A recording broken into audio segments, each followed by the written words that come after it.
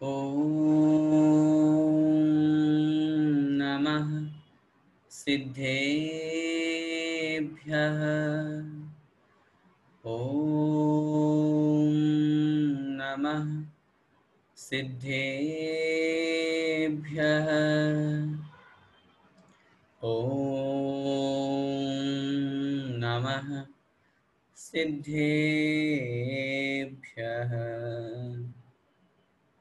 नमः श्रीवर्धमानाय निर्धूतकलिलात्मने सालोकानां त्रिलोकानां यद्विद्यादर्पणायते। पंच परमेष्ठी भगवान की जय। द्वादशांग जिनवाणी माता की जय। आचार्य भगवंत श्री समंत भद्र स्वामी मुनि महाराज की जय। संत शिरोमणि आचार्य भगवंत 108 श्री विद्यासागर जी महाराज की जय। पूज्य गुरुदेव मुनि पुंगव श्री 108 सुधा सागर जी महाराज की जय। अढ़ाई द्वीपस्थ समस्त मुनिराजों की जय। आचार्य भगवंत श्री समंत भद्र स्वामी द्वारा विरचित श्री रत्नकरंडक श्रावकाचार्य ग्रंथ का हम स्वाध्याय कर रहे हैं। श्रावक के लिए क्या उपयोगी है, श्रावक के जीवन में अपनी आत्मा का कल्याण करने के लिए क्या निमित्त है, उन सब का वर्णन इस ग्रंथ में हमें पढ़ने को मिलेगा। पिछली कक्षाओं में हमने मंगलाचरण के साथ में इस ग्रंथ का उद्देश्य समझा। कल की जो कक्षा हमारी थी जिसमें हमने दूसरा और तीसरा ये 2 श्लोक पढ़े थे, उनका हम रिवीजन भी यहाँ पर कर रहे हैं और अपने विषय वस्तु को भी आगे बढ़ा रहे हैं कि आचार्य समंत भद्र स्वामी महाराज कहाँ और किस स्थिति में हम लोगों को उपदेश दे रहे हैं कि मैं उस ऐसे धर्म को कहूँगा जो संसार के दुखों से निकाल करके जीवों को उत्तम सुख प्राप्त कराता है। हम लोगों ने कभी विचार किया कि वास्तव में उत्तम सुख कहाँ है, या जिन वस्तुओं में हम सुख खोज रहे हैं, जिन वस्तुओं के पीछे हम ये विचार कर रहे हैं कि यहाँ से हमको सुख की प्राप्ति हो जाएगी, तो क्या वास्तव में वो सुख देने वाले हैं? संसार की प्रत्येक वस्तु वस्तु मात्र है, वह सुख और दुख नहीं दे सकती है। एक ही वस्तु किसी के लिए सुख का कारण होती है और वही वस्तु किसी के लिए दुख का कारण होती है। वस्तु तो वस्तु है, वस्तु अगर सुख देती तो फिर सबको समान रूप से सुख देती। उदाहरण, अगर पंखा, कूलर, एसी हमें गर्मी में सुख प्रदान करता है तो फिर जो फीवर या जिसको बहुत ज्यादा रोग हुआ है, बीमारी हुई है, उसको भी सुख देना चाहिए, जबकि ऐसा तो नहीं दिखाई देता। ऐसे ही संसार की कोई सी भी वस्तु, किसी कोई नई गाड़ी खरीद करके लाया, उसको सुखी लग रहा है कि यार मैं नई गाड़ी लेकर के आया, मर्सिडीज लेके आया, और वही अगर किसी को लग रहा है कि नहीं मेरे पास नहीं है, या इसने पैसे उधार करके पिता को लग रहा है, कुछ भी गलत भावना है, तो उनको दुख हो रहा है। वस्तु तो वस्तु है, वस्तु सुख दुख नहीं दे रही है, वस्तु वैसी है। ये व्याख्या मैं आप लोगों के बीच में इसलिए रख रहा हूं क्योंकि संसार की प्रत्येक वस्तु हमें सुख देने में प्रतीत मात्र होती है, सुख नहीं देती। इसलिए आचार्य महाराज ने उसे लिखा, संसार के दुखों से निकाल करके जो उत्तम सुख प्राप्त कराता है उसका नाम है धर्म। और वो धर्म कौन सा है? लिखा 3 नंबर के श्लोक में, सदृष्टि ज्ञान वृत्तानि धर्मम धर्मेश्वरा विदुः। सदृष्टि ज्ञान वृत्तानि, सम्यक दर्शन, सम्यक ज्ञान और सम्यक चारित्र। वृत्त माने चारित्र। ये क्या है? आचार्यों ने लिखा ये धर्म है। ये मैं नहीं कह रहा, आचार्य समंत भद्र स्वामी महाराज नहीं कह रहे, ये कह रहे हैं धर्मेश्वरा, जिनेन्द्र भगवान, वीतरागी भगवान, सर्वज्ञ भगवान। और यदि इनसे विपरीत हो गए, इनसे उल्टे हो गए तो क्या होगा? मिथ्या दर्शन, मिथ्या ज्ञान और मिथ्या चारित्र, भवंती भव पद्धति, संसार की परंपरा बन जाएंगे, संसार में भटकाने के कारण बन जाएंगे। अब मैंने कल भी आपसे निवेदन किया था हमारा उद्देश्य क्या है, हम क्या चाहते हैं, हम संसार से निकलना चाहते हैं या संसार में भटकना चाहते हैं, ये हमारे ऊपर डिपेंड। आचार्य महाराज तो दोनों ऑप्शन दे रहे हैं, क्लियर, दोनों ऑप्शन दे रहे हैं, धर्म करना है कि अधर्म करना है। धर्म करेंगे तो क्या होगा, सम्यक दर्शन, सम्यक ज्ञान, सम्यक चारित्र को स्वीकार कीजिए जिससे सुख की प्राप्ति होगी। और अगर अधर्म करना है, मिथ्या दर्शन, मिथ्या ज्ञान, मिथ्या चारित्र में उलझेंगे, अधर्म होगा, संसार में भटकेंगे, संसार परंपरा बढ़ेगी। इसलिए हम धर्म को स्वीकार करें। कल हमने दूसरा और तीसरा श्लोक पढ़ लिया था। आइए अब हम उस चर्चा को आगे बढ़ाते हैं। और धर्म की जो सबसे पहले परिभाषा में सम्यक दर्शन, सम्यक ज्ञान और सम्यक चारित्र, ये तीनों कहे हैं। इन तीनों में सम्यक दर्शन क्या है, सम्यक दर्शन किसे कहते हैं, सम्यक दर्शन की क्या परिभाषा है, हम श्रावकों का सबसे पहला कर्तव्य अगर कुछ है तो वो है सम्यक दर्शन को प्राप्त करना।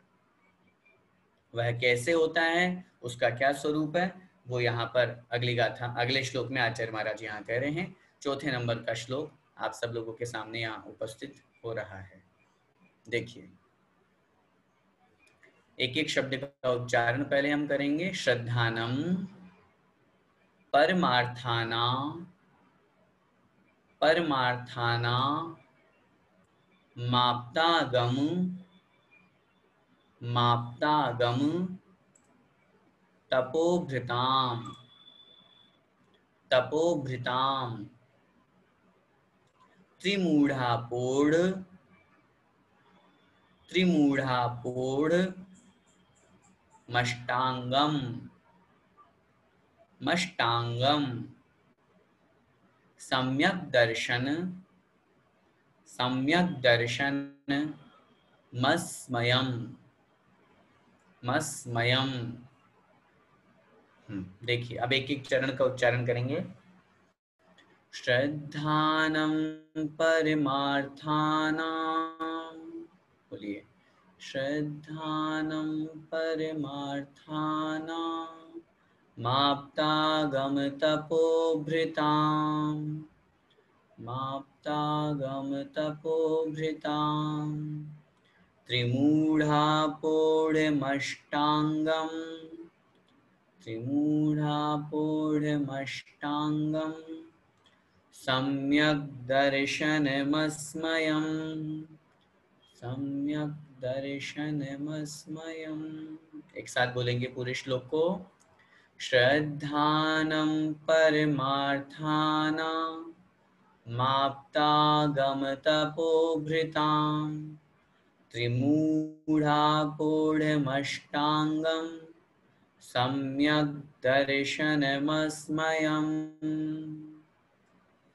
श्रद्धानम परमार्थानां, सम्यक दर्शन की परिभाषा में पहला शब्द क्या दिया, श्रद्धानम, श्रद्धान करना। श्रद्धान जब तक नहीं होगा तब तक सम्यक दर्शन नहीं होने वाला। सम्यक दर्शन की प्राप्ति में मुख्य निमित्त, मुख्य कारण है श्रद्धान, विश्वास। वो जो श्रद्धान है वो कैसा होना चाहिए, या किन पर होना चाहिए, परमार्थानां माप्तागम तपोभृतां। शब्दों को अलग अलग करेंगे। परमार्थानां, फिर निकलेगा आप्त, आगम, तपोभृतां। परमार्थानां, परमार्थ भूत। पीडीएफ सामने रहेगी तो शब्दार्थ हमें अच्छे से समझ में आ जाएगा। श्रद्धानम अर्थात श्रद्धान, किस पर करें हम, शब्द देखिए ध्यान से, परमार्थानाम। शब्दों को अलग अलग करना भी सीखे हम संस्कृत में। माँ में से आधा मैं निकल जाएगा, शब्द बनेगा परमार्थानाम, फिर वहां से निकलेगा आप्त, आगम, तपोभृताम, ऐसा। परमार्थानाम, परमार्थानाम मतलब परमार्थ भूत, परमार्थ भूत मतलब सच्चे, वास्तविक। और परमार्थ भूत का एक और अर्थ होता है जो परमार्थ के लिए निमित्त है। दो चीजें होती ना, एक तो संसार के लिए निमित्त और एक परमार्थ के लिए निमित्त।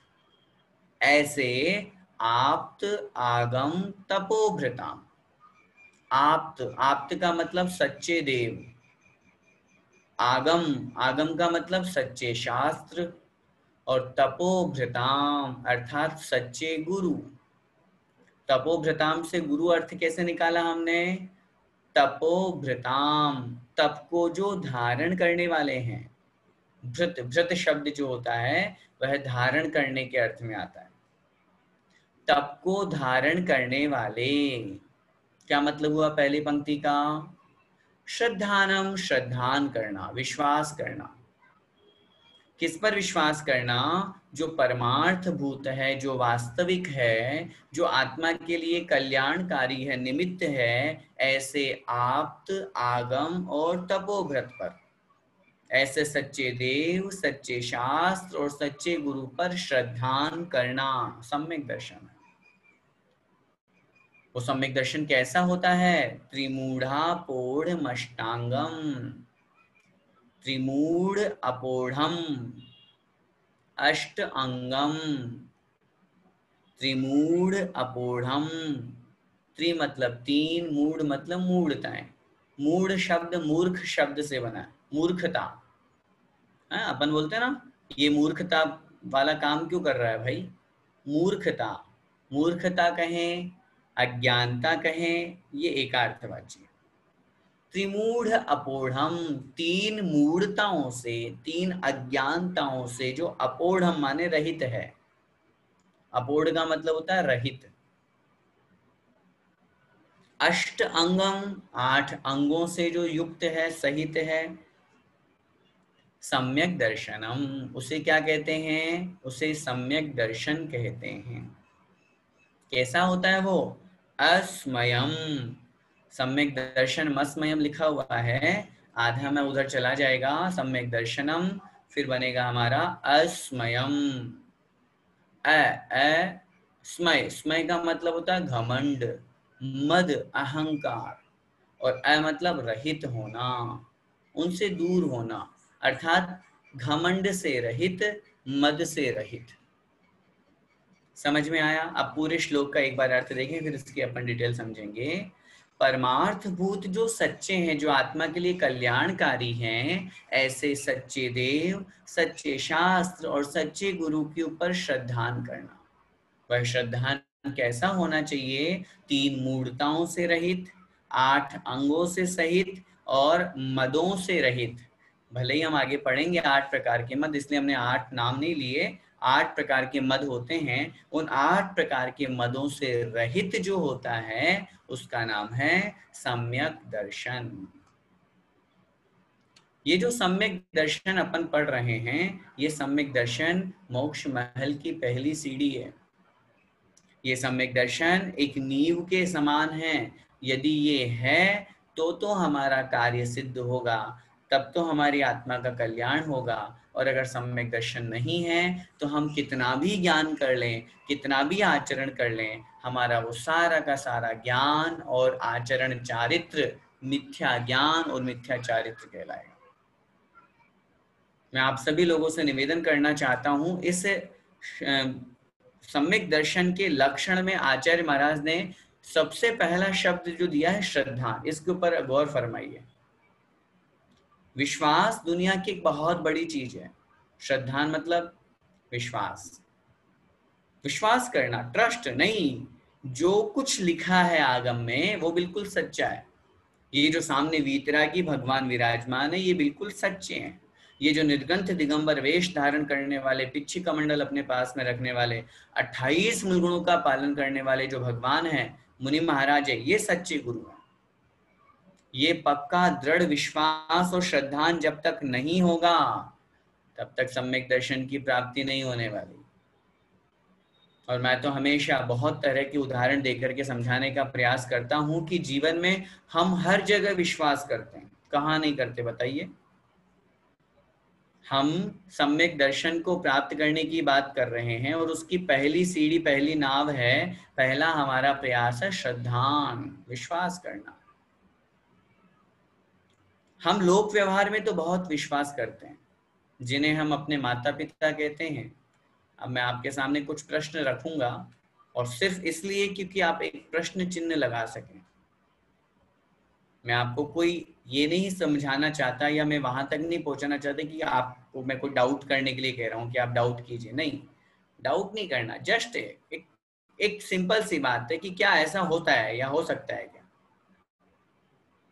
जिन्हें हम अपने माता पिता कहते हैं, क्या वास्तव में वो हमारे माता पिता हैं? अब आप बोलेंगे कैसी बातें कर रहे हो, हम तो जन्म से उनको माता पिता कहते हैं। लेकिन आजकल के केसेस जो देखे जाते हैं उसमें कुछ भी चेंजेस होता है कि नहीं? हॉस्पिटल में कुछ भी हो सकता है, बोलिए।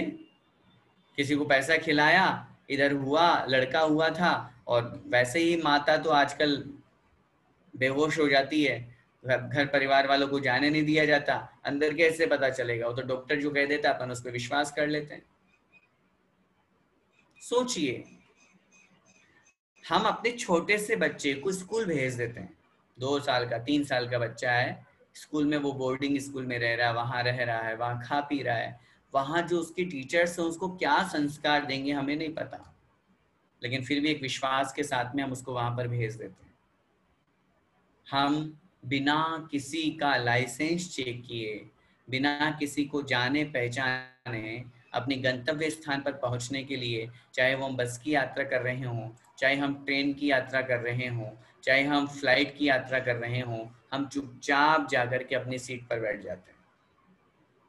मैं हमेशा कहता हूँ, फ्लाइट में बैठने से पहले क्या पायलट का लाइसेंस चेक किया? आप बोलेंगे देखा ही नहीं, लाइसेंस तो बहुत दूर की बात है। कितने बड़े विश्वास के साथ में हम यात्रा कर रहे हैं कि यह हमें बिल्कुल सुरक्षित अपने स्थान पर पहुंचा देगा। बीच में कुछ हो सकता है कि नहीं? Only for question mark.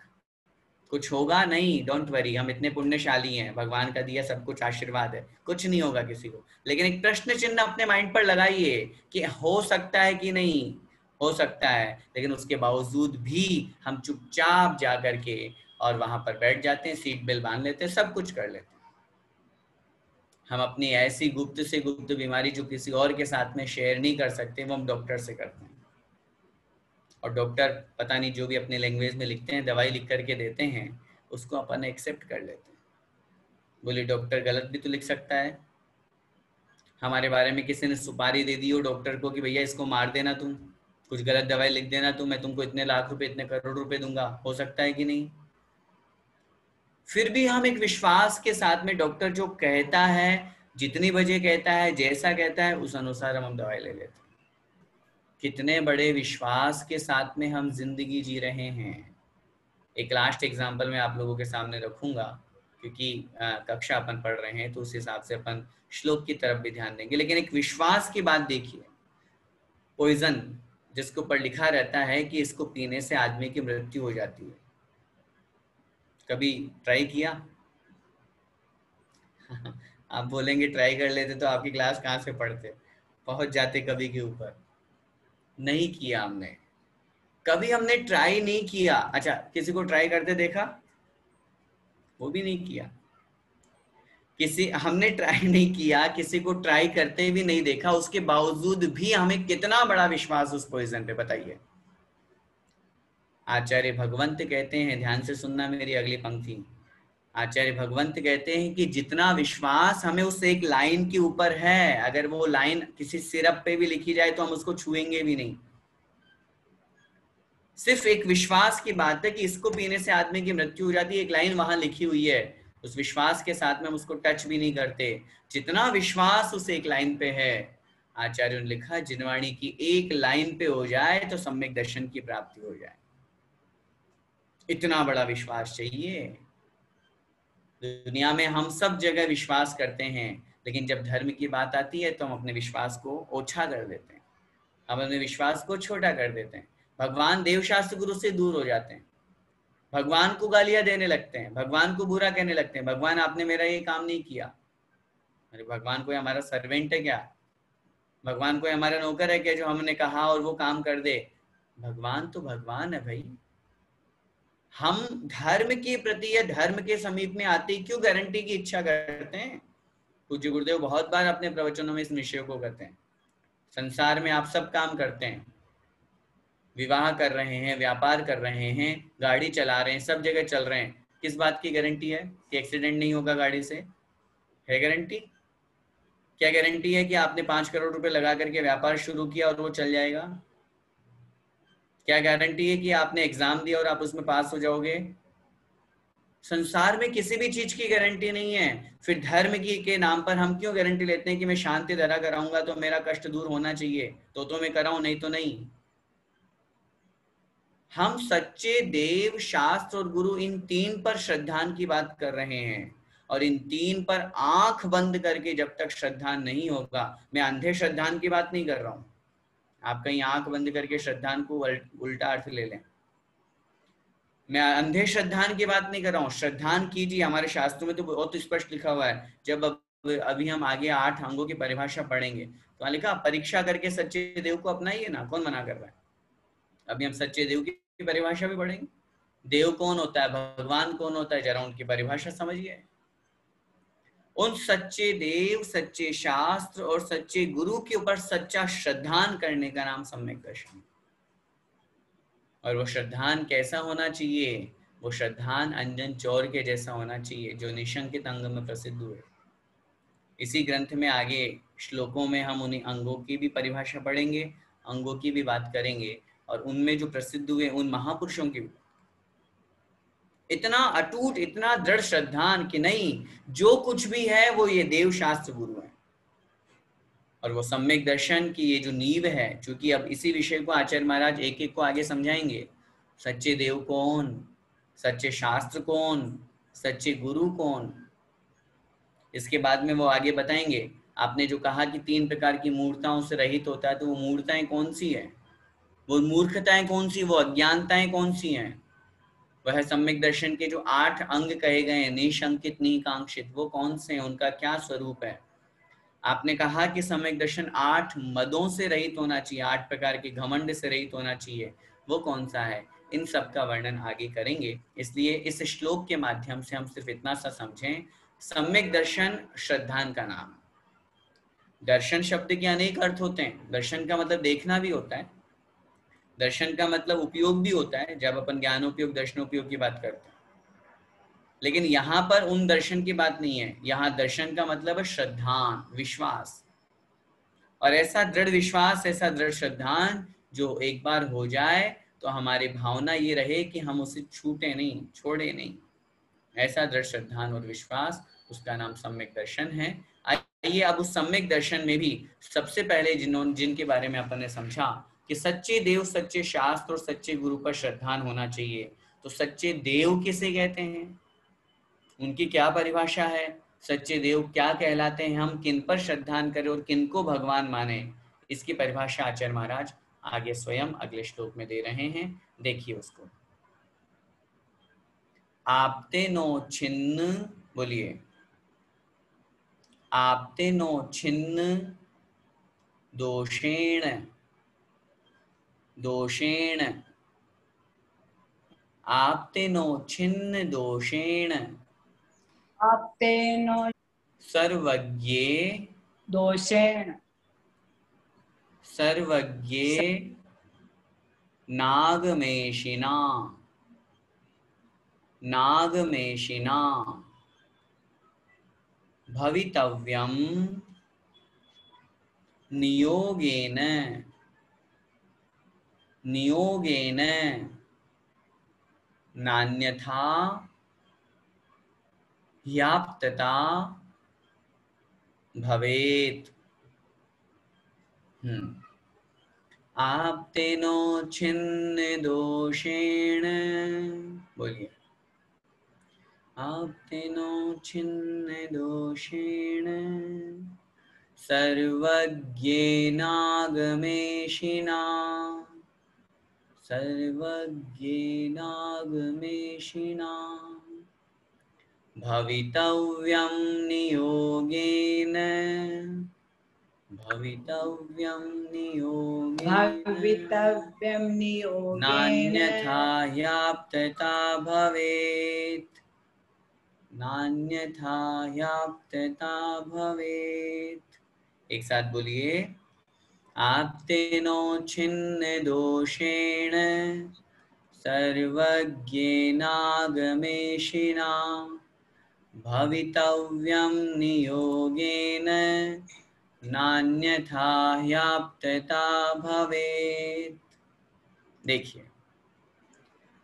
प्रश्न है कि श्रद्धान करने का नाम सम्यक दर्शन है, और श्रद्धान जब तक नहीं होगा तब तक सम्यक दर्शन की प्राप्ति असंभव है, नामुमकिन है। और वो श्रद्धान उतना मजबूत होना चाहिए जैसे हमने सांसारिक आप लोगों को उदाहरण दिए। और जिस तरह लोक व्यवहार में, संसार में हम इतना श्रद्धान, इतना विश्वास करके, आंख बंद करके सामने वाले पे इतना ट्रस्ट कर लेते हैं कि बस वही सब कुछ है, हकीकत में तो वो कुछ भी नहीं है। जिनके ऊपर हम विश्वास करते हैं, जिनके ऊपर हमें विश्वास करना चाहिए, वो ये हैं सच्चे देव, सच्चे शास्त्र और सच्चे गुरु। क्योंकि शरण कौन है हमारे लिए? चत्तारि शरणम पवज्जनम। हमें जिन पर श्रद्धान करना चाहिए वो सच्चे देव शास्त्र गुरु हैं। उनका स्वरूप क्या है? सच्चे देव किन्हें कहते हैं? 3 विशेषताएं अक्सर बचपन से अपन ने भगवान, वीतरागी या प्रभु के बारे में सुनते आए हैं। वीतरागी, सर्वज्ञ और हितोपदेशी, ये 3 गुण होना चाहिए। उन्हीं को यहाँ पर आचार्य महाराज कह रहे हैं, आप्तेनो छिन्न दोषेण। आप्तेन उच्छिन्न दोषेण। उच्छिन्न, उच्छिन्न का मतलब होता है रहित, दोषेण मतलब दोषों से, और आप्तेन मतलब आप्त को। आप्त माने क्या होता है? सच्चे देव। सच्चे देव को, जिनेंद्र देव को उच्छिन्न दोषेण, दोषों से रहित होना चाहिए। एक शब्द नीचे आया, भवितव्यम। भवितव्यम का मतलब होता है होना चाहिए। अगला शब्द दे रहे हैं, सर्वज्ञेनागमेशिना। सर्वज्ञेन आगम इशिना। सर्वज्ञेन, सर्वज्ञ होना चाहिए। और आगमेशिना मतलब आगम का ईश्वर, आगम का ज्ञाता, आगम की रचना करने वाले, अर्थात हितोपदेशी होना चाहिए। भवितव्यम नियोगेन। भवितव्यम मतलब होना चाहिए, नियोगेन। नियोगेन का मतलब होता है नियम से। नियम से होना चाहिए। क्या होना चाहिए? फिर से देखिए पहली लाइन, आप्तेन मतलब आप्त को, सच्चे देव को, सभी दोषों से रहित, सर्वज्ञ और आगम का ईश्वर मतलब हितोपदेशी, नियम से होना चाहिए। नियम से होना चाहिए, कंपलसरी कर दिया, रूल बना दिया, ये है तो ही होगा, नहीं तो आगे स्पष्ट कह रहे हैं, नान्यथा ह्याप्तता भवेत। न अन्यथा, अन्यथा अन्य प्रकार से है, अगर ऐसा नहीं है, अन्य है, ही आप्तता न भवेत। ही मतलब निश्चित रूप से, आप्तता, आप्तपना न भवेत, नहीं हो सकता। यदि ये 3 गुण नहीं हैं तो फिर वो आप्त नहीं हो सकते, सच्चे देव नहीं हो सकते। सच्चे देव वही हो सकते हैं जिनमें ये 3 गुण पाए जाएं। कितना स्पष्ट आचार्य महाराज कह रहे हैं। देखिए, अब एक एक विशेषता को देखिए। यहाँ पे जिनेंद्र भगवान स्पष्ट रूप से, यहाँ पर आचार्य भगवान समंत भद्र स्वामी महाराज जिनेंद्र देव के यहाँ पर स्वरूप में लिख रहे हैं। मैं कहता हूं दुनिया में जितने सारे भगवान हैं, उन सब भगवान को सामने एक टेबल पे रखिए। जो लोग अन्य देवी देवताओं की मान्यता रखते हैं, जो लोग अन्य संप्रदाय में भी अपना विश्वास रखते हैं, जो लोग, जिन लोगों की मान्यता सम्यक्त्व को छोड़ करके मिथ्यात्व की तरफ है,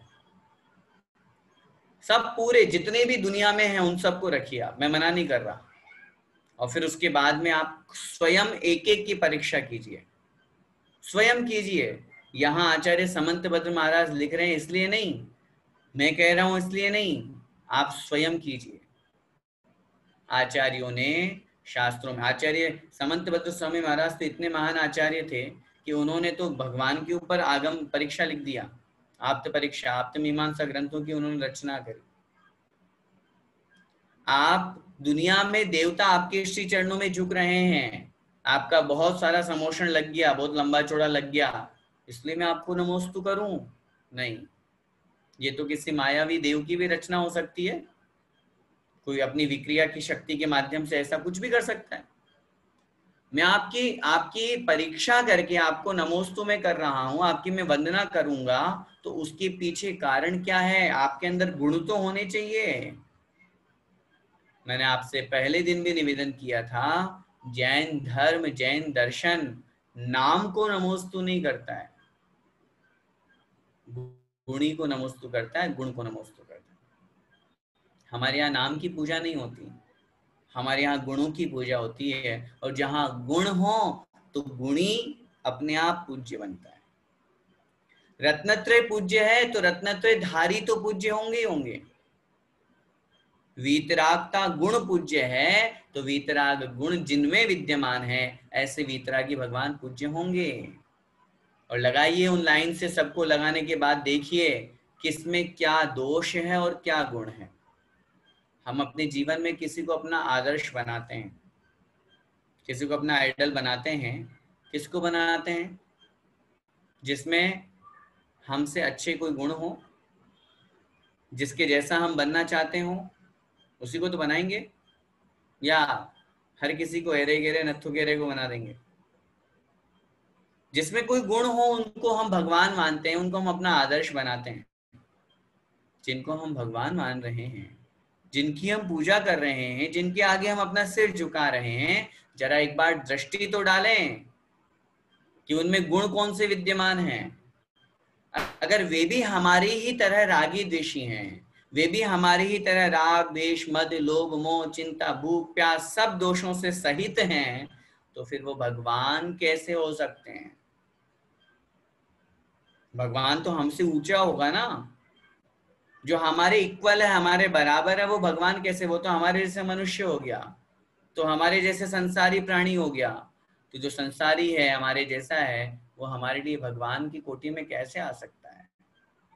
भगवान तो महान होते हैं, भगवान तो वो होते हैं जिनमें दोष नहीं होते। और जिन देवी देवताओं को लोग पूजते हैं, सोचिए उनके पास कौन सा दोष नहीं है। हम आगे दोषों की चर्चा करेंगे, 18 दोषों का वर्णन करेंगे, तब इस बारे में और डिटेल से व्याख्यापन समझेंगे। अभी यहाँ पर जो अपना मूल विषय है वो ये समझिए कि सच्चे देव पर श्रद्धान करना है। सच्चे देव में तीनों गुण होना बहुत आवश्यक, अनिवार्य है, कंपलसरी कह दिया। जैसे हम एग्जाम देते हैं तो कुछ कंपलसरी पेपर्स होते हैं ना, वो देंगे तो ही नेक्स्ट क्लास में पहुंच पाएंगे।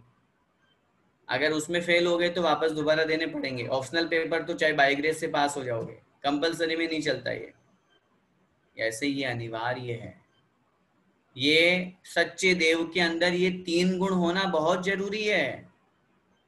वीतरागी, पूर्ण रूप से मोहनीय कर्म का नाश होने पर, मोहनीय कर्म का नाश होने पर वीतरागता गुण प्रकट होता है। उच्छिन्न दोषिण, दोषों से रहित, राग द्वेष मद लोभ मोह चिंता आरति, ये सारे के सारे जो दोष हैं ये किससे होते हैं? मोहनीय कर्म से। और 10वें गुण स्थान के अंत में जब मोहनीय कर्म का नाश हो गया तो 11वें गुण स्थान में भगवान का नाम हो गया वीतराग। 11वें गुण स्थान वाले को इसीलिए वीतराग शब्द से संबोधित किया है। 12वें गुण स्थान में ज्ञानावरण, दर्शनावरण और अंतरा, इन तीनों कर्मों का नाश होकर के केवल ज्ञान को प्राप्त करते हैं वो आत्मा, इसीलिए उनका नाम हो गया सर्वज्ञ। 12वें गुण स्थान तक के जीव छद्मस्त कहलाते हैं, अज्ञानी कहलाते हैं। चाहे वो हम हो, चाहे आप हो, चाहे कोई भी हो, हम सब अज्ञानी हैं, छद्मस्त हैं। कब तक रहेंगे? जब तक ज्ञानावरण कर्म है। ज्ञानावरण कर्म के नाश से केवल ज्ञान की प्राप्ति हुई, बन गए सर्वज्ञ। और अंतिम है हितोपदेशी। जहां वीतरागी गुण, जहां सर्वज्ञ गुण, ये दो गुण जहां विद्यमान होते हैं, वहां निश्चित रूप से जीवों का कल्याण करने का उपदेश, जीवों को मोक्ष मार्ग पर लगाने का संदेश उन तीर्थंकर भगवान के द्वारा दिया जाता है, और उन भगवान के द्वारा उस उपदेश को प्राप्त करके असंख्यात भव्य जीव अपनी आत्मा का कल्याण करते हैं। आगे इन तीनों को पुनः समझाएंगे। इस ग्रंथ की सबसे महत्वपूर्ण बात क्या है, यहाँ पर जो पहला श्लोक दिया जाता है, दूसरा श्लोक उससे कनेक्टेड है। पहले श्लोक में मंगलाचरण हुआ, दूसरे में बताया धर्म।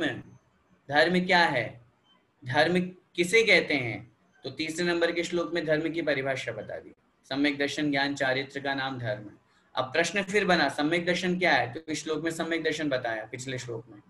अब उसमें बताया सच्चे देव शास्त्र गुरु पर श्रद्धान करना, तो सच्चे देव क्या है, इस श्लोक में सच्चे देव बताया। अब इसमें सबसे पहले बताया कि सच्चे देव दोषों से रहित होना चाहिए, तो वो दोष क्या है, दोष कितने हैं। इस तरह से एक एक श्लोक आपस में कनेक्टेड है, जिससे सामने वाले को पूरा विषय क्लियर हो जाता है। तो इसलिए अपन आगे उन सब दोषों को पढ़ करके और उनसे दूर जो हो चुके हैं ऐसे उन जिनेंद्र भगवान को सच्चे देव मान करके स्वीकार करेंगे। वास्तव में अगर हमें अपने आत्मा का, क्योंकि आचार्य ने लिखा मनुष्य पर्याय मिली है, इस मनुष्य पर्याय में इतना अच्छा समय अपन को मिला है, इतना अच्छा संयोग अपन को मिला है। हर चीज के दोनों पहलू होते हैं, हम सकारात्मक और नकारात्मक दोनों पहलुओं पर विचार करके कभी कभी नेगेटिव हो जाते हैं। आज कोरोना महामारी का ये जो हश्र हम देख रहे हैं पूरी दुनिया में, बहुत से लोग नेगेटिव हैं। मैं कहता हूं उसके पीछे एक पॉजिटिविटी भी छिपी हुई है, कहीं ना कहीं किसी न किसी रूप में ये हम सबके लिए एक रास्ता, एक मार्ग भी तो लेकर के आया है। आज अगर ये नहीं होता तो हम यहाँ बैठ कर के जो हजारों लोग स्वाध्याय कर रहे हैं वो कैसे हो पाता। क्या ऑफलाइन में इतना सब कुछ किया था हमने पहले, कभी नहीं किया। तो हर चीज का एक सकारात्मक पक्ष हुआ करता है, उसको सोच करके अपन को हमेशा आगे बढ़ना चाहिए। तो यही भावना अपन को इस स्वाध्याय के माध्यम से रखनी है। जिनेंद्र भगवान के द्वारा उस सम्यक दर्शन को प्राप्त करने का हमें उपदेश दिया है, तो कम से कम इस मनुष्य पर्याय की सार्थकता तो हमारी तभी है जब हम सम्यक दर्शन को प्राप्त कर लें।